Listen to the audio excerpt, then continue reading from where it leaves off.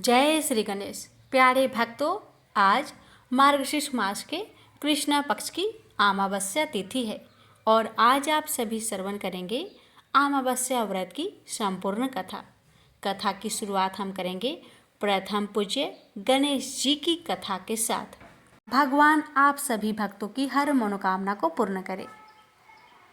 गणेश जी की कथा। पौराणिक कथा के अनुसार एक समय की बात है कि भगवान विष्णु का विवाह माता लक्ष्मी जी के साथ निश्चित हुआ। विवाह की सभी तैयारी होने लगी। सभी देवी देवताओं को निमंत्रण भेजे गए, लेकिन भूलवश गणेश जी को निमंत्रण देना रह गया था। इधर भगवान विष्णु की बारात जाने का समय आ चुका था। सभी देवता अपनी पत्नियों के साथ विवाह समारोह में शामिल होने को आए, परंतु सभी देवी देवताओं ने देखा कि गणेश जी कहीं दिखाई नहीं दे रहे हैं। तब उन सभी ने आपस में चर्चा की, क्या गणेश जी को नहीं न्योता दिया गया या गणेश जी ही नहीं आए हैं। सभी को इस बात पर बहुत आश्चर्य हुआ। इस बात पर उन सभी ने विष्णु भगवान से ही इसका कारण पूछा। विष्णु भगवान से पूछने पर उन्होंने कहा कि हमने गणेश जी के पिता भोलेनाथ, महादेव और माता पार्वती को न्योता भेजा था। यदि गणेश जी अपने पिता के साथ आना चाहते तो आ जाते। अलग से उन्हें न्योता देने की कोई आवश्यकता भी नहीं थी। दूसरी बात यह है, उनको खाने में 1.25 मन मूंग, 1.25 मन चावल, 1.25 मन घी और 1.25 मन लड्डू का भोजन चाहिए। यदि गणेश जी नहीं आएंगे तो कोई बात नहीं, दूसरे के घर जाकर इतना सारा खाना पीना अच्छा भी नहीं लगता। इतना वार्ता कर ही रहे थे कि किसी एक ने सुझाव दिया, यदि गणेश जी आते तो उनको द्वारपाल बनाकर बैठा सकते थे कि आप घर की याद रखना। आप तो चूहे पर बैठकर धीरे धीरे चलोगे तो बारात में बहुत पीछे रह जाओगे। यह सुझाव सबको पसंद आ गया, तो फिर विष्णु भगवान ने भी अपनी सहमति दे दी। तब गणेश जी को निमंत्रण देकर आमंत्रित किया और उनको समझा बुझाकर घर की रखवाली करने को बैठा दिया गया। बारात चल दी। तब नारद जी ने देखा कि गणेश जी तो दरवाजे पर ही बैठे हुए हैं, तो वे गणेश जी के पास गए और रुकने का कारण पूछा। गणेश जी कहने लगे कि विष्णु भगवान ने मेरा बहुत अपमान किया है। नारद जी ने कहा कि आप अपनी मूषक सेना आगे भेज दो तो वह रास्ता खोद देगी, जिससे उनके वाहन धरती में धंस जाएंगे। तब आपको सम्मान पूर्वक बुलाना पड़ेगा। अब तो गणेश जी ने अपनी मूषक सेना को आदेश दिया, जाओ, और सेना ने जमीन पोली कर दी। जब बारात वहां से निकली तो रथों के पहिए धरती में धंसने लगी। आप कोशिश की, परंतु पहिए नहीं निकले। सभी ने अपने अपने उपाय किए, परंतु पहिए तो नहीं निकले, बल्कि जगह जगह से टूटने लगे। किसी को समझ में नहीं आ रहा था कि अब क्या किया जाए। तब तो नारद जी ने आकर कहा, आप लोगों ने गणेश जी का अपमान किया, जिस कारण यह विघ्न आ रहे हैं। यदि उन्हें मनाकर लाया जाए तो आपका कार्य सिद्ध हो सकता है और यह संकट टल सकता है। शंकर भगवान ने अपने दूत नंदी को भेजा और वे गणेश जी को लेकर आए। गणेश जी का आदर सम्मान के साथ पूजन किया गया। फिर रथ के पहिए निकलने लगे और यह संकट टल गया। अब रथ के पहिए निकल तो गए, परंतु वे टूट फूट गए थे, तो उन्हें सुधारे कौन। पास के खेत में एक खाती काम कर रहा था। उसे बुलाया गया। खाती अपना कार्य करने से पहले श्री गणेशाय नमः कहकर गणेश जी की वंदना मन ही मन करने लगा। देखते ही देखते खाती ने सभी पहियों को ठीक कर दिया। तब खाती कहने लगा कि हे देवताओं, आपने सर्वप्रथम गणेश जी को नहीं मनाया होगा और न ही उनकी पूजन की होगी, इसलिए तो आपके साथ यह संकट आया है। मैं तो मूर्ख अज्ञानी हूँ, फिर भी पहले गणेश जी को पूजते हैं, उनका ध्यान करते हैं। आप लोग तो देवगण हैं, फिर भी आप गणेश जी को कैसे भूल गए। अब आप लोग भगवान श्री गणेश जी की जय बोलकर जाए तो आपके सब काम बन जाएंगे और कोई संकट भी नहीं आएगा। ऐसा कहते हुए बारात वहां से चल दी और विष्णु भगवान का लक्ष्मी जी के साथ विवाह संपन्न करा के सभी सकुशल घर लौट आए। हे गणेश जी महाराज, आपने विष्णु को जैसा कारज सरियो ऐसा कारज सबको सिद्ध करिजो। बोलिए गजानन भगवान की जय। एक बार धनवती ने अपने पति देव स्वामी से कहा, स्वामी, आपका ध्यान अवतः इस ओर नहीं गया कि हमारी पुत्री गुणवती अब विवाह योग्य हो गई है। अब समय आ गया है कि आप उसके लिए एक अच्छा सा वर ढूंढे। अपनी पत्नी की बात सुनकर देव स्वामी बोला, हाँ धनवती, तुमने ठीक कहा। मेरा तो इस ओर ध्यान ही नहीं गया कि अब हमारी पुत्री युवा हो गई है। सचमुच मुझे उसके विवाह की चिंता करनी चाहिए। पति की बात सुनकर धनवती प्रफुल्लित हो उठी। अब देव स्वामी पुत्री गुणवती के लिए अवश्य अच्छा सा वर ढूंढ लाएंगे। देव स्वामी ने विचार किया कि पुत्री के लिए वर की खोज शुरू करने से पहले किसी अच्छे ज्योतिषी से गुणवती की कुंडली दिखाकर पूछ लेना चाहिए कि उसके लिए किस प्रकार का वर उत्तम रहेगा। अपने विचार को कार्य रूप देने के लिए देवस्वामी गुणवती की कुंडली लेकर प्रसिद्ध ज्योतिषी के पास पहुंचा। बोला, महाराज, कृपया बताइए मेरी पुत्री के लिए किस प्रकार का वर उचित रहेगा और उसे मैं किस दिशा में तलाश करूं। तो स्वामी ज्योतिषी कुछ कहते कहते रुक गए। हाँ महाराज, कहिए, देव स्वामी ने सुख होकर पूछा। ज्योतिषी ने कहा, देव स्वामी, अच्छा होगा कि तुम अपनी पुत्री का विवाह त्याग दो। लेकिन क्यों महाराज? ज्योतिषी की बात सुनकर देव स्वामी हतप्रभ रह गया। ज्योतिषी ने गंभीर स्वर में कहा, क्योंकि सप्तपदी होते होते तुम्हारी पुत्री विधवा हो जाएगी। ज्योतिषी की बात सुनकर देव स्वामी काफी गंभीर और उदास हो गया। उसने ज्योतिषी से इस विपदा का निवारण का उपाय पूछा। तब ज्योतिषी ने बताया, सिंगल द्वीप में भगवान विष्णु के भक्त सोमा नाम की एक धोबिन रहती है, जिसका पुण्य गुणवती की इस संकट को समाप्त कर सकता है। यदि वह गुणवती के विवाह के समय उपस्थित रहे तो वह सप्तपदी के समय गुणवती को विधवा होने से बचा सकती है। देवस्वामी जब घर लौटा तो उसने अपनी पत्नी और पुत्री को इस विडंबना के बारे में बताया।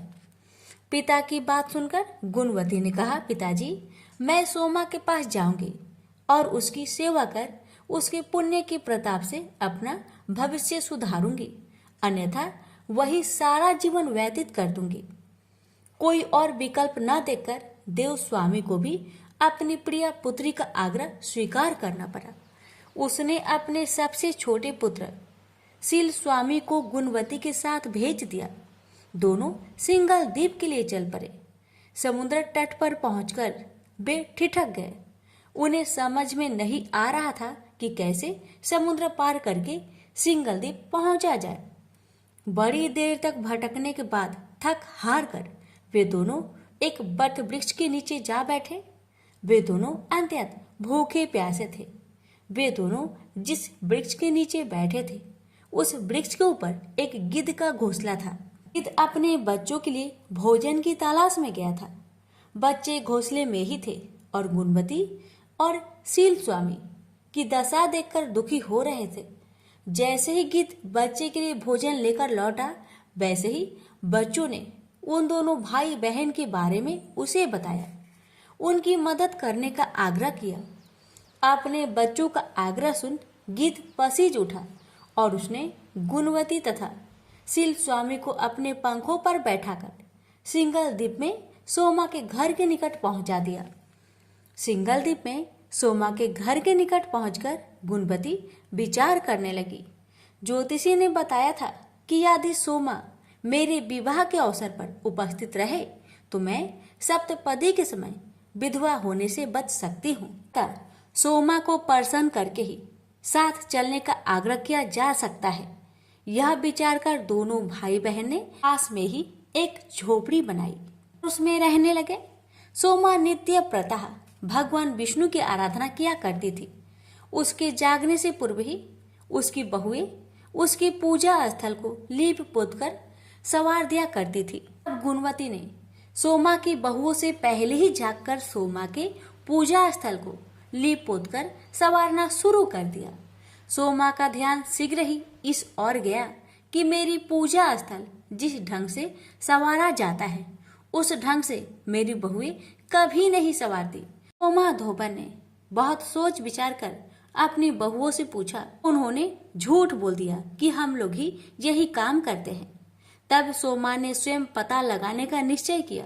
वह रात भर जागते रही। रात्रि की अंतिम पहर में उसने एक युवती को पूजा स्थल को लीपते हुए देखा। सोमा तत्काल उसके पास पहुंची और बोली, पुत्री, तुम कौन हो और प्रतिदिन मेरे स्थल की साफ सफाई क्यों करती हो? तब सोमा ने अपना परिचय देते हुए अपने संकट के बारे में बताया और उससे अपने साथ चलने का आग्रह किया। गुणवती की सेवा भावना देखकर सोमा का मन द्रवित हो उठा। वह गुणवती के साथ चलने के लिए तैयार हो गई। शुभ मुहूर्त पर गुणवती का विवाह समारोह प्रारंभ हुआ। सप्तपदी पूर्ण होते होते वर अचेत होकर गिर पड़ा। तत्काल उसकी मृत्यु हो गई। तब सोमा भगवान विष्णु से प्रार्थना करने लगी कि हे भगवान, मेरे पुण्य का फल वर को देकर उसे जीवित कर दो। भगवान विष्णु ने सोमा की प्रार्थना स्वीकार करते हुए वर को जीवित कर दिया। गुणवती अपने पति को जीवित पाकर भाव विभोर हो गई। सोमा अपना काम पूरा करके सिंघल द्वीप लौट गई। घर पहुंचकर उसे एक हृदय विदारक दृश्य देखने को मिला। पुण्यवती सोमा की अनुपस्थिति में उसके पति, पुत्रों एवं दामाद की मृत्यु हो गई थी। परिजन उसके शव के निकट विलाप करते हुए सोमा की आने की प्रतीक्षा कर रहे थे। सोमा ने उसी समय भगवान विष्णु का ध्यान करते हुए पीपल के वृक्ष की 108 बार परिक्रमाएं की। इससे भगवान विष्णु ने प्रसन्न होकर सोमा की पति, पुत्र एवं दामाद को जीवित कर दिया। यह देखकर सोमा की बड़ी बहू ने कहा, हम लोग भी आज से भगवान विष्णु की आराधना किया करेंगे। मां कोई उत्तर दे पाती, इससे पूर्व ही भगवान विष्णु प्रकट हो गए और उन्होंने सोमा की बहुओं को समझाते हुए कहा, यह मात्र मेरी कृपा का परिणाम नहीं है, ये तो सोमा के उस पुण्य का शुभ परिणाम है जो इसने निष्ठा, लगन और परोपकार के द्वारा अर्जित किया है। मैं भी उसी की सहायता करता हूँ जो आडंबर को त्याग कर मौन साधना और परोपकार में मन लगाता है। भगवान विष्णु की बात सुनकर सोमा की बहू की आंखें खुल गई और उन्होंने भी ईश्वर की मौन साधना और परोपकार का प्रण किया। प्रेम से बोलिए विष्णु भगवान की जय। एक समय शिवजी महाराज पार्वती के साथ हरिद्वार में घूम रहे थे। पार्वती जी ने देखा कि बहुत सारे मनुष्य गंगा में नहा नहा कर हर हर गंगे कहते कहते चले जा रहे हैं, परंतु प्राय सभी दुखी और पाप परायण हैं। पार्वती जी ने बड़े आश्चर्य से शिव जी से पूछा कि हे देव, गंगा में इतनी बार स्नान करने के बाद भी इनके पाप और दुखों का नाश क्यों नहीं हुआ? क्या गंगा में अभी सामर्थ्य नहीं रहा? पार्वती जी की बातें सुन भगवान शिव ने कहा, प्रिय, गंगा में तो वही सामर्थ्य है, परंतु इन लोगों ने पाप नाशिनी गंगा में स्नान ही नहीं किया है, तब इन्हें लाभ कैसे हो? पार्वती जी ने बड़े आश्चर्य से कहा, स्नान कैसे नहीं किया भगवान? सभी तो नहा नहा कर आ रहे हैं, अभी तक इनके शरीर भी सूखे नहीं हैं। शिव जी ने कहा, ये केवल जल में डुबकी लगाकर आ रहे हैं, तुम कल इसका रहस्य समझ जाओगे।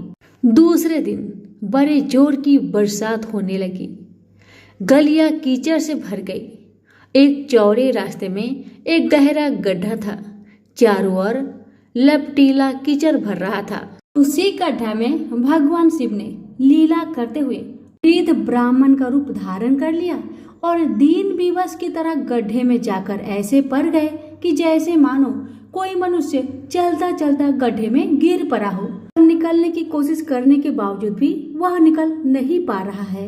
पार्वती जी को भगवान शंकर ने समझाकर गड्ढे के पास बैठा दिया कि देखिए देवी, आप लोगों को सुना सुनाकर यूं पुकारती रहिए कि मेरे वृद्ध पति अकस्मात गलती से गड्ढे में गिर पड़े हैं, कोई पुण्य आत्मा ही इन्हें निकालकर इनके प्राणों की रक्षा करे। इस प्रकार आप बार बार कहते रहिएगा।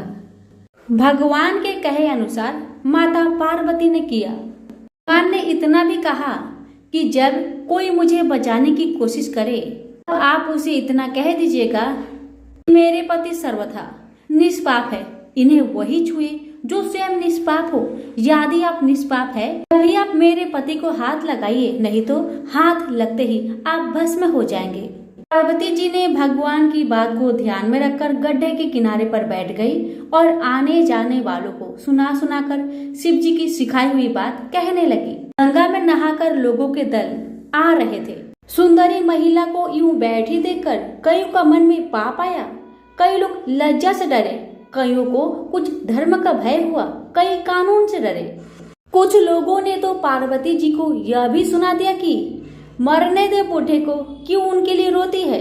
आगे और कुछ दयालु सच्चा चरित्र पुरुष थे। उन्होंने करुणावंश युवती के पति को निकालना चाहा, परंतु पार्वती के वचन सुनकर वे भी रुक गए। उन्होंने सोचा कि हम गंगा में नहाकर आए तो हैं, क्या हुआ, पापी तो है ही, कहीं होम करते समय हमारा हाथ ना जल जाए। किसी को भी भेष रूपी शंकर को निकालने का साहस नहीं हुआ। सैकड़ों आए, सैकड़ों ने पूछा और चले गए। संध्या हो चली। शिव जी ने कहा, देखिए पार्वती जी, आपने देखा कोई है गंगा नहाने वाला यहाँ पर? थोड़ी देर बाद एक जवान हाथ में लोटा लेकर हर हर गंगे करता हुआ निकला। पार्वती ने उसे भी वही बात कही। युवक का हृदय करुणा से भर आया। उसने शिव जी को निकालने की तैयारी की।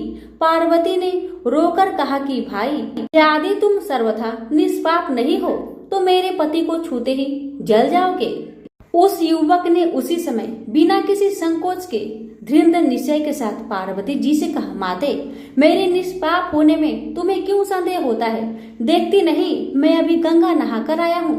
भला गंगा में गोता लगाने के बाद भी कभी पाप रहते हैं?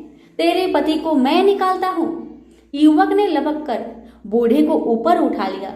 शिव पार्वती ने उसे अधिकारी समझकर अपना असली रूप प्रकट कर उसे दर्शन देकर कृतार्थ किया। शिव जी ने पार्वती से कहा कि इतने लोगों में से इन एक ने ही गंगा स्नान किया है। इस दृष्टांत के अनुसार जो लोग बिना श्रद्धा और विश्वास के केवल दम के लिए गंगा स्नान करते हैं, उन्हें वास्तविक फल नहीं मिलता। परंतु इसका यह मतलब नहीं है कि गंगा स्नान व्यर्थ जाता है। विश्वास के साथ किए गए गंगा स्नान का मिलता है वास्तविक फल। प्रेम से बोलिए उमापति शंकर भगवान की जय, गंगा माता की जय। विश्वामित्र ने इस प्रकार कथा सुनाना आरंभ किया। पर्वतराज हिमालय की अत्यंत रूपवती, लावण्यमयी एवं सर्वगुण संपन्न दो कन्याएं थी। सेमरू पर्वत की पुत्री मैना इन कन्याओं की माता थी। हिमालय की बड़ी पुत्री का नाम गंगा तथा छोटी पुत्री का नाम उमा था। गंगा अत्यंत प्रभावशाली और असाधारण देवी गुणों से संपन्न थी। वह किसी बंधन को स्वीकार न कर मनमाने मार्गों का अनुसरण करती थी। उसकी इस असाधारण प्रतिभा से प्रभावित होकर देवता लोग विश्व के कल्याण की दृष्टि से उसे हिमालय से मांगकर ले गए। पर्वतराज की दूसरी कन्या उमा बड़ी तपस्विनी थी। उसने कठोर एवं असाधारण तपस्या करके महादेव जी को वर के रूप में प्राप्त किया। विश्वामित्र के इतना कहने पर राम ने कहा, हे भगवान, जब गंगा को देवता लोग सुरलोक ले गए तो वह पृथ्वी पर कैसे अवतरित हुई और गंगा को त्रिपथ गंगा क्यों कहते हैं? इस पर ऋषि विश्वामित्र ने बताया, महादेव जी का विवाह तो उमा के साथ हो गया था, किंतु 100 वर्ष तक भी उनके किसी संतान की उत्पत्ति नहीं हुई। एक बार महादेव जी के मन में संताप उत्पन्न करने का विचार आया। जब उनके इस विचार की सूचना ब्रह्मा जी सहित देवताओं को मिली तो वे विचार करने लगे कि शिव जी के संतान के तेज को कौन संभाल सकेगा। उन्होंने अपनी इस शंका को शिव जी के सम्मुख प्रस्तुत किया। उनके कहने पर अग्नि ने यह भार ग्रहण किया और परिमाण स्वरूप अग्नि के समान महान तेजस्वी स्वामी कार्तिकेय का जन्म हुआ। देवताओं के इस षड्यंत्र से उमा के संतान होने में बाधा पड़ी तो उन्होंने क्रोध होकर देवताओं को श्राप दिया कि भविष्य में वे कभी पिता नहीं बन सकेंगे। इस बीच सुरलोक में विचरण करती हुई गंगा से उमा की भेंट हुई। गंगा ने उमा से कहा कि मुझे सुरलोक में विचरण करते हुए बहुत दिन हो गए हैं। मेरी इच्छा है कि मैं अपनी मातृभूमि पृथ्वी पर विचरण करूं। उमा ने कहा, गंगा अवशासन दिया कि वे इसके लिए कोई प्रबंध करने का प्रयत्न करेगी। वत्स राम, तुम्हारी ही अयोध्यापुरी में सागर नाम के एक राजा थे। उनके कोई पुत्र नहीं था। सागर की पट रानी केसनी विदर्भ प्रांत के राजा की पुत्री थी। केसिनी सुंदर, धर्मात्मा और सत्यपरायण थी। सागर की दूसरी रानी का नाम सुमति थी, जो राजा अरिष्ट नेमि की कन्या थी। दोनों रानियों को लेकर महाराज सागर हिमालय के भृगु प्रसवन नामक प्रांत में जाकर पुत्र प्राप्ति के लिए तपस्या करने लगे। उनकी तपस्या से प्रसन्न होकर भृगु ने उन्हें वर दिया कि तुम्हें बहुत से पुत्रों की प्राप्ति होगी। दोनों रानियों में से एक का केवल एक ही पुत्र होगा, जो कि वंश को बढ़ाएगा, और दूसरी के 60,000 पुत्र होंगे। कौन सी रानी कितने पुत्र चाहती है, इसका निर्णय वे स्वयं वापस में मिलकर कर ले। कोसनी ने वंश को बढ़ाने वाले एक पुत्र की कामना की और गरुड़ की बहन सुमति ने 60,000 बलवान पुत्र की। उचित समय पर रानी कोसनी ने असमंजस नामक पुत्र को जन्म दिया। रानी सुमति के गर्भ से एक टुम्बा निकल, जिसे फोड़ने पर छोटे छोटे 60,000 पुत्र निकले। उन सबका पालन पोषण घी के घरों में रखकर किया गया। कालचक्र बीतता गया और सभी राजकुमार युवा हो गए। सागर का ज्येष्ठ पुत्र असमंजस बड़ा दुराचारी था और उसे नगर के बालकों को सरयू नदी में फेंककर उन्हें डूबते हुए देखने में बड़ा आनंद आता था। इस दुराचारी पुत्र से दुखी होकर सागर ने उसे अपने राज्य से निर्वासित कर दिया। असमंजस के अंशुमान नाम का एक पुत्र था। अंशुमान अत्यंत सदाचारी और पराक्रमी था। एक दिन राजा सागर के मन में अश्वमेघ यज्ञ करवाने का विचार आया। शीघ्र ही उन्होंने अपने इस विचार को कार्य रूप में परिवर्तित कर दिया। राम ने ऋषि विश्वामित्र से कहा, गुरुदेव, मेरी रुचि आपने पूर्वज सागर की यज्ञ कथा को विस्तार पूर्वक सुनने में है।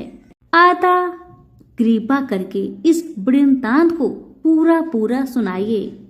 राम के इस तरह कहने पर ऋषि विश्वामित्र प्रसन्न होकर कहने लगे, राजा सागर ने हिमालय एवं विंध्याचल के बीच की हरी भरी भूमि पर एक विशाल यज्ञ मंडप का निर्माण करवाया।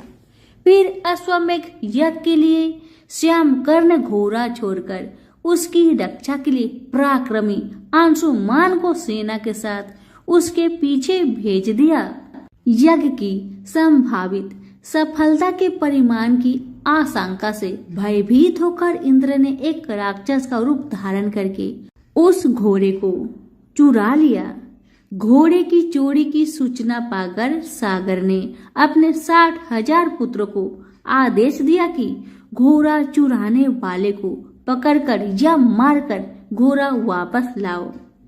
पूरी पृथ्वी खोजने पर भी जब घोड़ा नहीं मिला तो इस आशंका से कि किसी ने घोड़े को तहखाने में न छुपा रखा हो, सागर के पुत्रों ने संपूर्ण पृथ्वी को खोदना आरंभ कर दिया।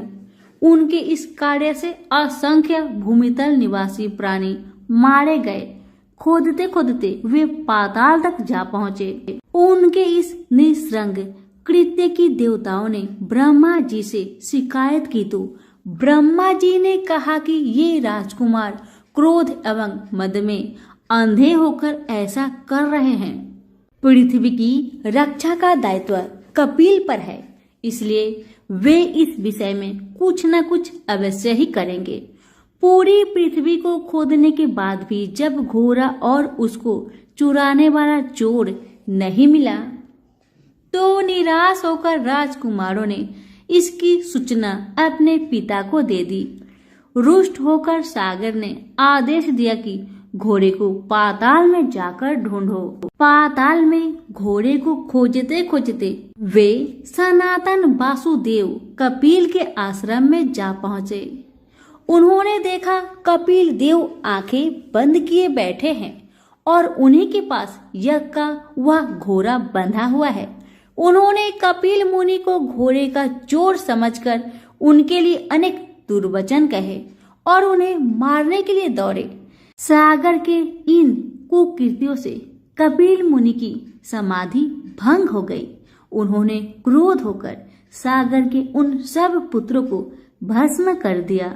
जब महाराज सागर को बहुत दिनों तक अपने पुत्र की सूचना नहीं मिली तो उन्होंने अपने तेजस्वी पौत्र अंशुमान को अपने पुत्रों तथा घोड़े का पता लगाने के लिए आदेश दिया। वीर अंशुमान शस्त्रों से सुसज्जित होकर उसी मार्ग से पाताल की ओर चल पड़ा जिसे उसके चाचाओं ने बनाया था। मार्ग में जो भी पूजनीय ऋषि मुनि मिले उनका यथोचित सम्मान करके अपने लक्ष्य के विषय में पूछता हुआ उस स्थान तक पहुंच गया जहां पर उसके चाचाओं के भस्मीभूत शरीरों की राख पड़ी थी और पासी यज्ञ का घोड़ा जल रहा था। अपने चाचाओं के भस्मीभूत शरीर को देखकर उसे बहुत दुख हुआ। उसने उनका तर्पण करने के लिए जलाशय की खोज की किंतु उसे कहीं जलाशय दिखाई नहीं पड़ा। तभी उसकी दृष्टि अपने चाचाओं के मामा गरुड़ पर पड़ी। उन्हें सादर प्रणाम करके अंशुमान ने पूछा कि बाबा जी, मैं इनका तर्पण करना चाहता हूँ। पास में यदि कोई सरोवर हो तो कृपा करके उसका पता बताइए। यदि आप इनकी मृत्यु के विषय में कुछ जानते हैं तो वह भी मुझसे बतलाने की कृपा करें। गरुड़ जी ने बताया कि किस प्रकार उसके चाचाओं ने कपिल मुनि के साथ उद्घंट व्यवहार किया था, जिसके कारण कपिल मुनि ने उन सबको भस्म कर दिया। इसके पश्चात गरुड़ जी ने अंशुमान से कहा कि ये सब अलौकिक शक्ति वाले दिव्य पुरुष के द्वारा भस्म किए गए हैं, अतः लौकिक जल से तर्पण करने से इनका उद्धार नहीं होगा। केवल हिमालय की ज्येष्ठ पुत्री गंगा के जल से ही तर्पण करके इनका उद्धार संभव है। अब तुम घोड़े को लेकर वापस चले जाओ जिससे कि तुम्हारा पितामह का यज्ञ पूर्ण हो सके।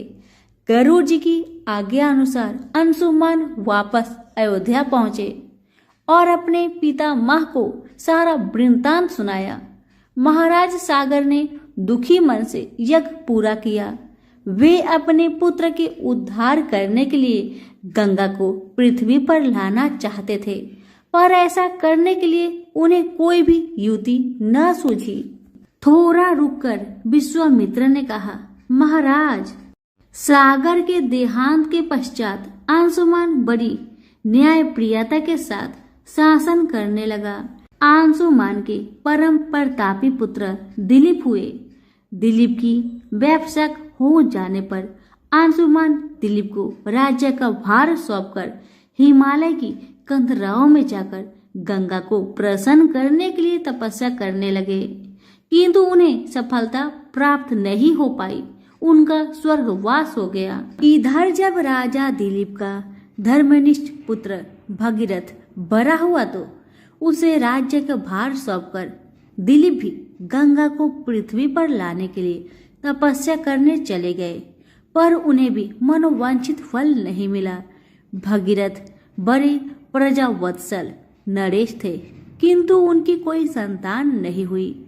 इस पर वे अपने राज्य का भार मंत्रियों को सौंपकर स्वयं गंगावतरण के लिए गोकर्ण नामक तीर्थ पर जाकर कठोर तपस्या करने लगे। उनकी अभिभूतपूर्व तपस्या से प्रसन्न होकर ब्रह्मा जी ने उन्हें वर मांगने के लिए कहा। भगीरथ ने ब्रह्मा जी से कहा कि हे प्रभु, यदि आप मुझ पर प्रसन्न है तो मुझे यह वर दीजिए कि सागर के पुत्र को मेरे प्रयत्नों से गंगा का जल प्राप्त हो, जिससे उनका उद्धार हो सके। इसके अतिरिक्त मुझे संतान प्राप्ति का भी वर दीजिए, ताकि इक्ष्वाकु वंश नष्ट न हो।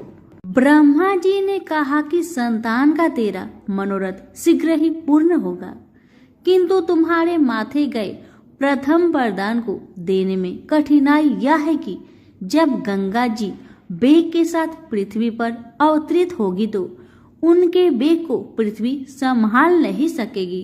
गंगा जी की वेग को संभालने की क्षमता महादेव जी के अतिरिक्त किसी में भी नहीं है, इसलिए तुम्हें महादेव जी को प्रसन्न करना होगा। इतना कहकर ब्रह्मा जी अपने लोक को चले गए। भगीरथ ने साहस नहीं छोड़ा। वे 1 वर्ष तक पैर के अंगूठे के सहारे खड़े होकर महादेव जी की तपस्या करते रहे। केवल वायु के अतिरिक्त उन्होंने किसी अन्य वस्तु का भक्षण नहीं किया।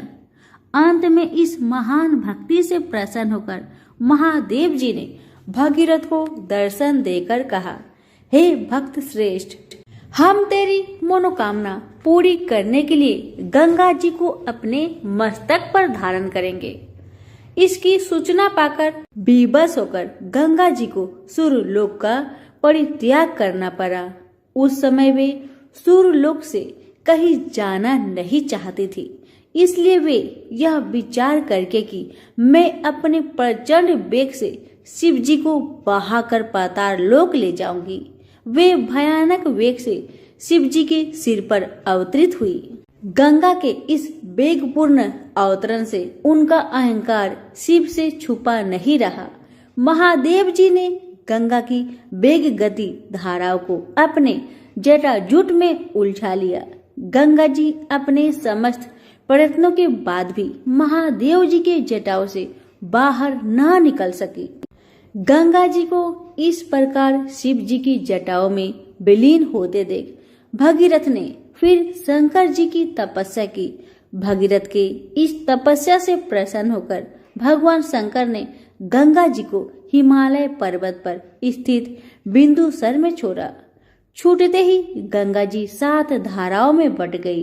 गंगा जी की 3 धाराएं दाहिनी, पावनी और नलिनी पूर्व की ओर प्रवाहित हुई। सुचक्षु, सीता और सिंधु नाम की 3 धाराएं पश्चिम की ओर बही और 7वीं धारा महाराज भगीरथ के पीछे पीछे चली।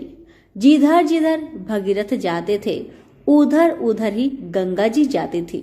स्थान स्थान पर देव, यक्ष, किन्नर, ऋषि मुनि आदि उनके स्वागत के लिए एकत्रित हो रहे थे। जो भी उस जल का स्पर्श करता था भव बाधाओं से मुक्त हो जाता था। चलते चलते गंगा जी उस स्थान पर पहुंची जहां ऋषि जहू यज्ञ कर रहे थे। गंगा जी अपने वेग से उनकी यज्ञशाला को संपूर्ण सामग्री के साथ बहाकर ले जाने लगी।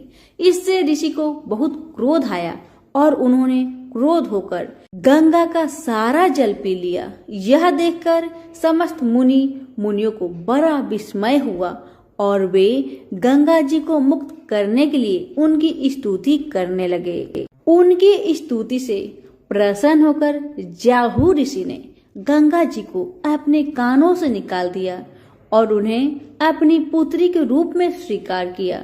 तब से गंगा जाह्नवी कहलाने लगी।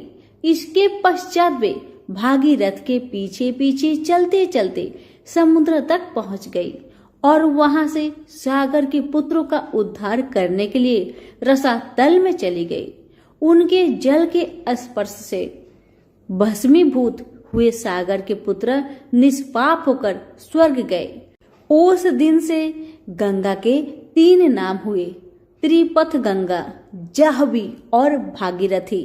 सभी प्रेम से बोलिए गंगा मैया की जय हो। सूर्य नारायण की व्रत कथा। हिंदू धर्म में सूर्य देव की पूजा और व्रत को बहुत महत्वपूर्ण माना गया है, क्योंकि सूर्य देव एकमात्र ऐसे देवता हैं जो नियमित रूप से सभी लोगों को साक्षात दर्शन देते हैं। मान्यता है कि जो व्यक्ति रविवार के दिन व्रत रखते हैं और इन कथाओं के श्रवण करते हैं, उसे भगवान भास्कर की कृपा से निरोगी काया प्राप्त होती है, जीवन में शांति व खुशहाली आती है और समाज में उसका मान सम्मान व यश भी बढ़ता है। प्राचीन काल में एक नगर में एक वृद्धा रहती थी। उसका नियम था कि वह हर रविवार घर आंगन गोबर से लिपकर भोजन तैयार करती और सूर्य देव को भोग लगाकर ही भोजन करती थी। ऐसा व्रत करने से उसका घर अनेक प्रकार से धन धान्य से पूर्ण हो गया। श्री हरि की कृपा से घर में किसी प्रकार की विघ्न या दुख नहीं था। सब प्रकार से घर में आनंद रहता था। इस तरह कुछ दिन बीत जाने पर उसकी एक पड़ोसन, जिसकी गौ का गोबर वह वृद्ध लाया करती थी, विचार करने लगी कि यह वृद्ध सर्वदा मेरी गौ का गोबर ले जाती है, इसलिए अपनी गौ को घर के भीतर बांधने लगे। वृद्धा को गोबर न मिलने से रविवार के दिन अपने घर को न लिप सकी, इसलिए उसने न तो भोजन बनाया न भगवान को भोग लगाया तथा स्वयं भी उसने भोजन नहीं किया। इस प्रकार उसने निराहार व्रत किया। रात्रि हो गई और वह भूखी सो गई। रात्रि में भगवान ने उसे स्वप्न दिया और भोजन न बनाने तथा लगाने का कारण पूछा। वृद्धा ने गोबर न मिलने का कारण सुनाया। तब भगवान ने कहा कि माता, हम तुमको ऐसी गौ देते हैं जिससे सभी इच्छाएं पूर्ण होती है, क्योंकि तुम हमेशा रविवार को गौ के गोबर से लिपकर भोजन बनाकर मेरा भोग लगाकर खुद भोजन करती हो। इससे मैं खुश होकर तुमको वरदान देता हूँ। निर्धन को धन और बाज स्त्रियों को पुत्र देकर दुखों को दूर करता हूँ तथा अंत समय में मोक्ष देता हूँ। सपने में ऐसा वरदान देकर भगवान तो अंतर ध्यान हो गए और वृद्धा की आँख खुली तो वह देखती है कि आंगन में एक अति सुंदर गौ और बछड़ा बंधे हुए हैं। वह गाय और बछड़े को देखकर अति प्रसन्न हुई और उसको घर के बाहर बांध दिया और वही खाने को चारा डाल दिया। जब उसकी पड़ोसन वृद्धा ने घर के बाहर एक अति सुंदर गौ और बछड़े को देखा तो देश के कारण उसका हृदय जल उठा और उसने देखा कि गाय ने सोने का गोबर किया है, तो वह उस गाय का गोबर ले गई और अपनी गाय का गोबर उसकी जगह रख गई। वह नित्य प्रति ऐसा ही करती रही और सीधी साधी वृद्धा को इसकी खबर नहीं होने दी। तब सर्वव्यापी ईश्वर ने सोचा कि चालाक पड़ोसन के कर्म से वृद्धा ठगी जा रही है, तो ईश्वर ने संध्या के समय अपनी माया से बड़े जोर की आंधी चला दी। वृद्धा ने आंधी के भय से अपनी गौ को भीतर बांध लिया। प्रातःकाल जब वृद्धा ने देखा कि गौ ने सोने का गोबर दिया, तो उसके आश्चर्य की सीमा न रही और वह प्रतिदिन गौ को घर के भीतर ही बांधने लगी। उधर पड़ोसन ने देखा कि बुढ़िया गौ को घर के भीतर बांधने लगी है और उसका सोने का गोबर उठाने का दांव नहीं चलता, तो वह ईर्ष्या और डाह से जल उठी और कुछ उपाय न देखकर पड़ोसन ने उस देश के राजा की सभा में जाकर कहा, महाराज, मेरे पड़ोस में एक वृद्धा के पास ऐसा गौ है जो आप जैसे राजा के ही योग है। वह नित्य सोने का गोबर देती है। आप उस सोने से प्रजा का पालन करिए। वह वृद्धा इतने सोने का क्या करेगी? राजा ने यह बात सुनकर अपने दूतों को वृद्धा के घर से गौ लाने की आज्ञा दी।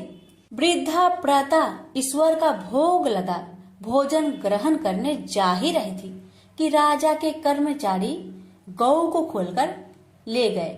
वृद्धा काफी रोई चिल्लाई, किंतु कर्मचारियों के समक्ष कोई क्या कहता। उस दिन वृद्धा गौ के वियोग में भोजन न खा सकी और रात भर रो रो कर ईश्वर से गौ को पुनः पाने के लिए प्रार्थना करती रही। उधर राजा गौ को देखकर बहुत प्रसन्न हुआ, लेकिन सुबह जैसे ही वह उठा, सारा महल गोबर से भरा दिखाई देने लगा। राजा यह देख घबरा गया। भगवान ने रात्रि में राजा को सपने में कहा कि हे राजा, गाय वृद्धा को लौटाने में तेरा भला है। उसके रविवार के व्रत से प्रसन्न होकर मैंने उसे गाय दी थी। प्रातः होते ही राजा ने वृद्धा को बुलवाकर बहुत से धन के साथ सम्मान सहित गौ बछड़ा लौटा दिया। उसकी पड़ोसिन को बुलाकर उचित दंड दिया। इतना करने के बाद राजा के महल से गंदगी दूर हो गई। उसी दिन से राजा ने नगरवासियों को आदेश दिया कि राज्य की तथा अपनी समस्त मनोकामनाओं की पूर्ति के लिए रविवार का व्रत रखा करो। व्रत करने से नगर के लोग सुखी जीवन व्यतीत करने लगे। कोई भी बीमार तथा प्रकृति का प्रकोप उस नगर पर नहीं होता था। सारी प्रजा सुख से रहने लगे। प्रेम से बोलिए सूर्य नारायण की जय। आप सुनिए सूर्य नारायण की आरती।